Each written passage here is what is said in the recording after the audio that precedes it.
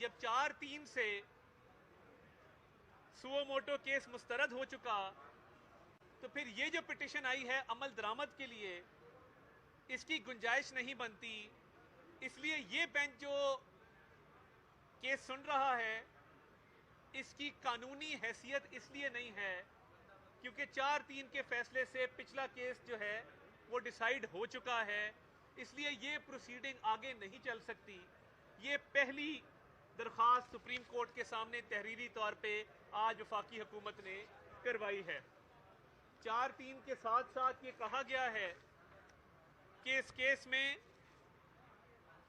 जब 7 रुकनी बेंच ने इस केस को टेकअप किया तो उससे पहले ये 9 रुकनी बेंच था और जस्टिस एजाजुल एहसन साहब ने रजाकाराना तौर पे केस सुनने से माजरत की थी। इसलिए उनको अब भी इस केस सुनने से माजरत कर लेनी चाहिए क्योंकि वो ऑलरेडी अपना एक माइंड डिस्क्लोज कर चुके थे पिछली दफ़ा जब गुलाम महमूद डोगर के केस में, सीसीपीओ लाहौर के केस में उन्होंने ये सुओ मोटो के लिए इलेक्शन वाला केस रेफर किया था। तो इसलिए जब रजाकाराना तौर पे वो पिछले केस में माजरत कर चुके, तो इस केस से भी उनको माजरत करके बेंच से अलहदगी इख्तियार कर लेनी चाहिए।